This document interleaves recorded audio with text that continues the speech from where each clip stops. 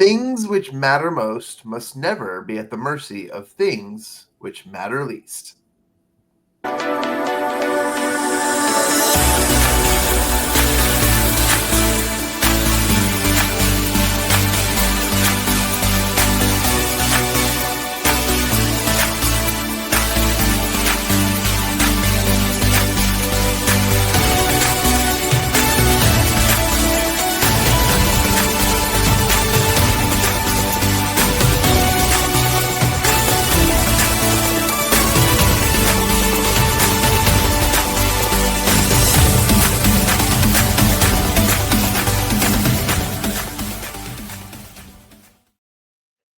What is up, champions? Welcome to another episode of Champion Reads, where we talk about best-selling books and their best principles to help you out with your best life.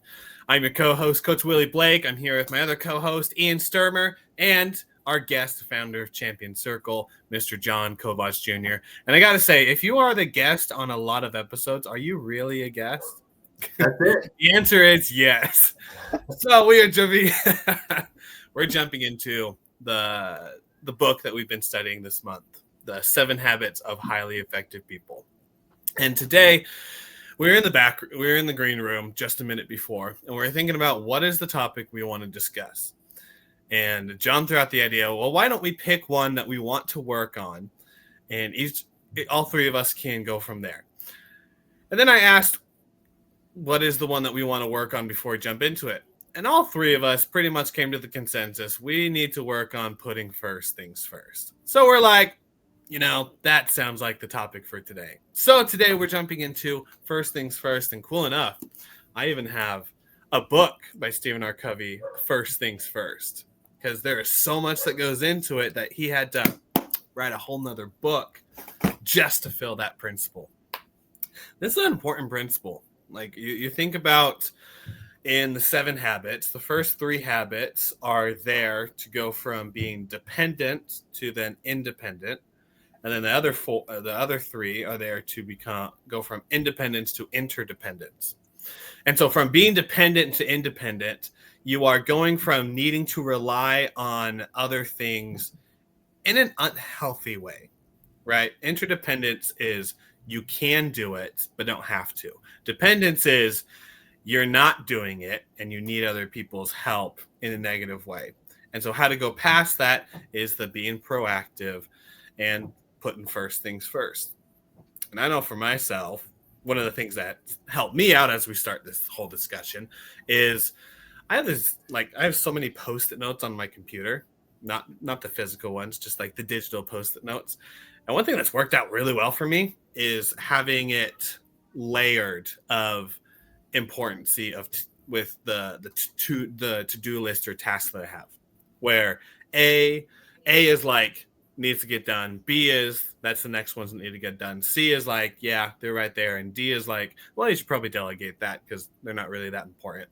And then I number them from importance within their subcategory. So that's helped me out a lot to try to put first things first, because I don't know about you, I have a lot of stuff that needs to get done. And I tend to go for either the easier ones first or the more fun and entertaining ones over the hard but necessary ones. I don't know. Do you guys have that same struggle? Yeah, I tend to catch my Pokemon before I write my book chapter. Yeah, I'm with you. Yeah. Yeah.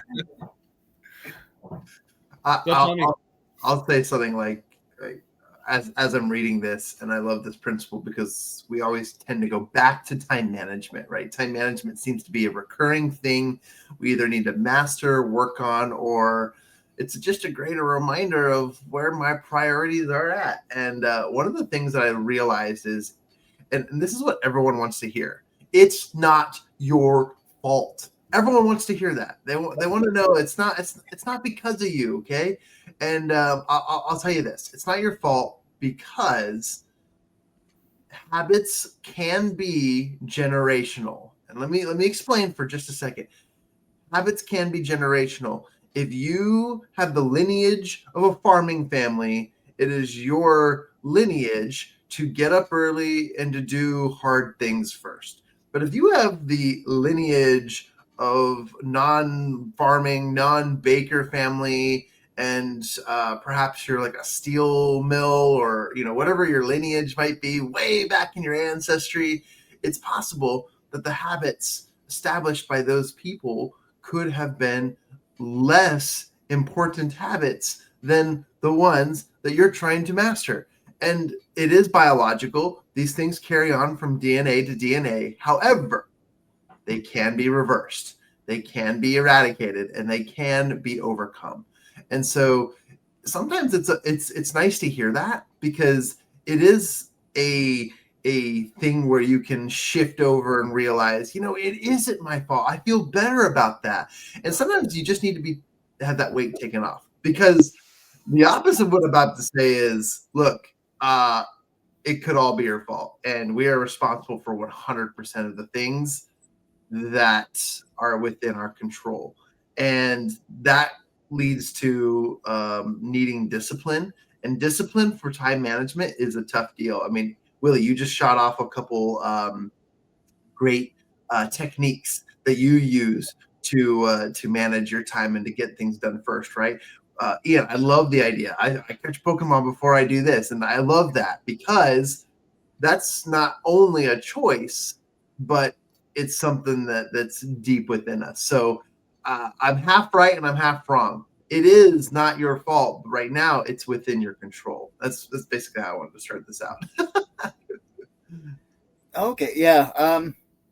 I was thinking as you were saying that, and trying to put it in perspective, and seeing whether I agree or disagree.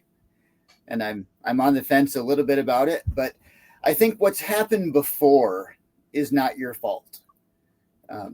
What's in the past is in the past, but what you do going forward is your fault. We all have, you mentioned DNA and biology, and a while ago I learned that gambling addiction is hereditary. They've shown that even if like your parents didn't gamble, but your grandfather who you never met was addicted to it, that addiction is passed down. And there's things that genetically are in our bodies, that we have an addiction to gambling, or alcoholism is another one that's shown to be genetically addictive. Those we can't control, whether or not we have a predisposition to be addicted to something, but we absolutely can control how we react to that. And I shouldn't use the word react when our topic is first things first, but if we know there's a problem, we can overcome that. And we realize, okay, the first thing is don't go to Vegas, or don't go down the beer aisle, or don't open your phone if you know that that's an addiction and a distraction. And Willie gave a great tip a while ago I'll throw out there. If you're addicted to your phone, put it in a black and white mode, and it makes it much less fun to, especially playing those color matching games. It's really hard with a black and white one. But you can take those steps first so that you don't have a problem later on. So I think part of first things first is to put yourself in the situation where you are not going to have the problems. You're not going to have the distractions. You're not going to have the issues coming up. So recognizing that maybe the first thing you need to do is create an atmosphere that's conducive to who you want to be, and taking yourself out of those atmosphere that is going to distract you and be detrimental to you. So that's my first thing, is put yourself in the right position, the right place first, so that you can move from there. And it's so important, like the way that you surround yourself by what you want, I think is so underestimated in society today, because we have more control than we think that we do. Like just these last couple weeks, we have been bombarded on social media with political sides, with assassinations, with so much stuff going on. And you start to see that there becomes this like divide, or however you want to put it, of people just not finding common ground and just being angry at whatever information is out there.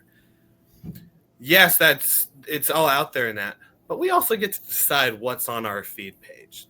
Like Facebook and Instagram and YouTube and LinkedIn, they're there and they show us things that we want to watch. They show us things that we want to read. And they do that with this thing called an algorithm. And the algorithm is basically a fancy word for, you like this, I'm going to show you more of it. You don't like this, I'm going to show you less.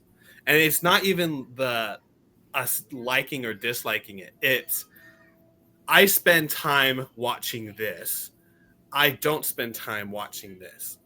And so if you think about it that way, whatever social media is showing you is a reflection of how you are inside and using your time. I know that sounds kind of weird, but social media is not going to show you something that you're not going to watch or see or anything like that. So when you look at that and based off of what Ian was saying, what you surround yourself by is important, because if all you're getting is negativity, if all you're getting is just the bad side of things and people being angry, well, then it just makes a little bit of sense. Maybe a lot of bit of sense that you might become angry too. And so how important is it when we put first things first, if we put the things that we prioritize, our values, our principles, if we put those first, I think it might just be a little bit crazy, but maybe a little bit of making sense that the things in which happen in our life are more valued and principle centered. Yeah, I'll jump in there too. And per your point earlier, Willie, putting first things first is on the dependence side of habit creation. And it's actually one of the bridges to it's the bridge to independence. And when it comes to moments of independence, okay, our ability to thrive is our ability to control what's in front of us. And I believe that time management is one of those things that gives us that power, that lead. And without it, we tend to become victims of the algorithm per se. And I love that you said that. In this book, in light of like trying to recap and share share my thoughts on this, I love the management matrix system that he creates. It's a quadrant box system. And I'm such a visual person. So like anything from time management to to-do lists to tasks and goals, I have to see it. I literally, my $1 million coaching method, the one that I get paid the big bucks to do, is called the whiteboard method. And when people schedule coaching calls with me, I take them straight to the drawing board. Literally, we throw everything up on a whiteboard and we see what sticks, and then we start to draw arrows and organize things, and we start to see it differently, because visualization is a powerful key tool in prioritization. So this quadrant system, I always laugh at it, because if you think of a quadrant, you think of a x-axis and a y-axis, and I know most of you are listening, not watching, so I'll spare you the details. But there's two sides to this. There's the urgent side, and then there's the non-urgent side. And then the closest to the quadrant, or the closest to the axis, is unimportant versus important. And I always laughed at this, and I always thought, okay, what's urgent but not important? And to be honest, a lot of things. And I always thought that was so silly. I thought, why on earth are there urgent but unimportant things? And to be honest, there's a lot. Like, there's urgency on a lot of my apps telling me, you gotta go check this out. Oh, notifications, check this out, check this out. That's not important. Nothing's life-changing that's going to be in a little red dot on my phone. Maybe a text message, but those are usually work-related, and it's the same thing as an email. Emails can be addressed the same day or within 72 hours. Who cares? But urgent and important, those are the things you need to look at. And I think it's just easy to look at those things, identify them, and see what fits. Because if you put the quadrant at the top of your journal, your day planner, whatever it might be, you can quickly come up with a lot of unimportant but urgent tasks versus the urgent and important tasks. And then everything else, not urgent and not important activities, put them off to the side. I know that literally you can come back to them. They'll always be there. But I just think it's a powerful reminder to all of us that you can organize time management. You literally, it's an oxymoron. You can organize it by putting it somewhere where it's going to be important and urgent to you. And that's a good way to build this habit. Yeah, I love that. And so much of this kind of blends together as I think about first things first and being proactive, and maybe I'm merging some of those ideas. But, the important, non-urgent things sometimes become urgent if we're not putting the right things first. There's kind of an old joke that, I need to fix my roof, but it only leaks when it's raining. So it's only important when it's raining, or it's only urgent when it's raining, but it's important all the time. And knowing to put those first things first, again, building that foundation, what's truly important, and doing those important things first is going to prevent a lot of urgent things that would happen down the road. There's a lot of times we can fix the roof, but the only time we need to fix it is the one time we can't fix it because it's raining, and don't go on your roof when it's raining. Just a little free tip for you guys out there. But by organizing that, putting those first things first, there's a quote from Hiram Smith, who's the founder of Franklin Day Planners, later joining with the Covey group, is you control your life by controlling your time. So when you look at time management, you have control over so much of that. And if you look at those quadrants and put the truly important things first, you're going to find that so many of the other things don't creep in to be urgent. Or as we get used to this idea, we find that what we used to think was urgent becomes less urgent. Like you said, Jon, the notification on your phone, once you understand that it probably is not anything that actually needs to be taken care of, we move that from the urgent to the non-urgent. We recognize that we don't have to pay attention to that. And it frees so much of our time up by getting rid of those things that are not important. I'll finish this little comment with a joke from Mitch Hedberg, if you've ever heard of him. Said, I was watching TV and this commercial came on and it said, forget everything you know about mattresses. So I did. And my life was so much simpler. But I'll finish with that and pass it over to Willie. I'll quickly add too. I think Willie might be frozen. Real quick. It's when building a house, if you start with the roof, I love the roof example, but if you start with the roof, you're putting something first that has no infrastructure, has no walls, has no foundation. And so the roof can be built first, but it will have to be assembled last until the rest of the things come. So if you prioritize the roof, great, woohoo, you've got a roof. And it'll be really interesting to install that roof once everything else is done. So look at that in all of your tasks and goals. If you were to just imagine your tasks and goals as a house being built, what needs to come first? Probably a foundation, probably some of the biggest things, pouring concrete, making sure that all of your pillars are in the right place, right? Your load-bearing walls. Anyways, I just think it's a great example. Thanks for sharing that, Ian. Yes, now that I'm unfrozen. Thank you for sharing that. As we are coming to a close, I want to share with you guys from the book, if you guys are watching video, First Things First by Stephen R. Covey, that he goes into a lot more of this thing. At the first part, I want to share this. He says, rather than focusing on time and things, First Thing First emphasizes relationships and results. And instead of efficiency, this new approach emphasizes effectiveness.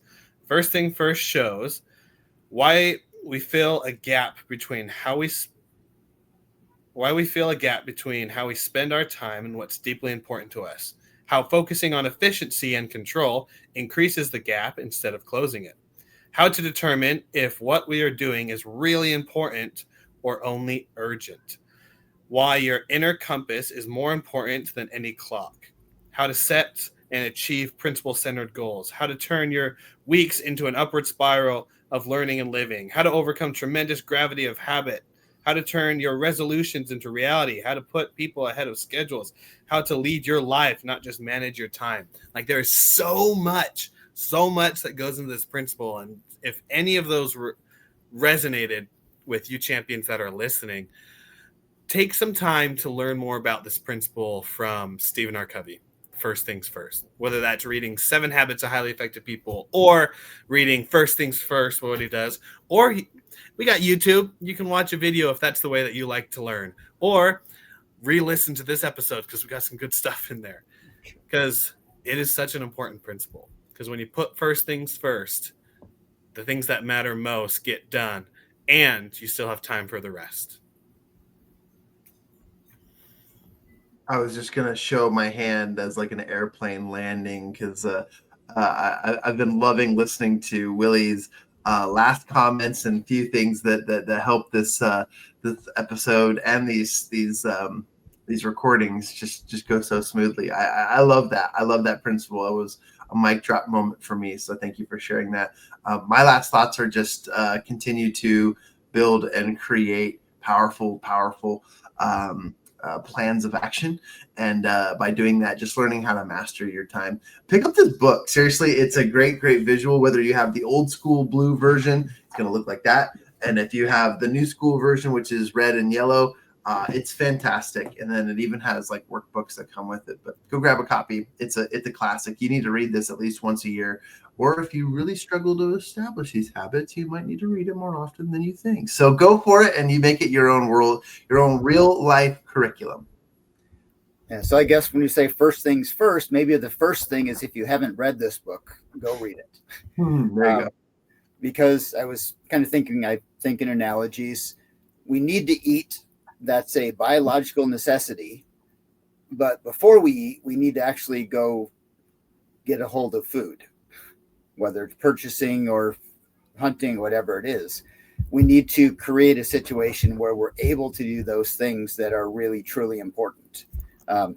And getting this book, reading it, learning the principles, without having that foundation, just like the roof, it's not going to be successful. We're going to be just chasing after the same problems over and over again. So first thing, listen to our podcast. Second thing, go get the book. We'll put priorities here. But really, this book is so good, and it's I think the best foundation of anyone I've read to teach us these principles of how to put the first things first in our life and not have to be chasing after the urgent, unimportant, but instead taking care of those important things. Well said. And with that, Champions wraps up this episode of Champion Reads.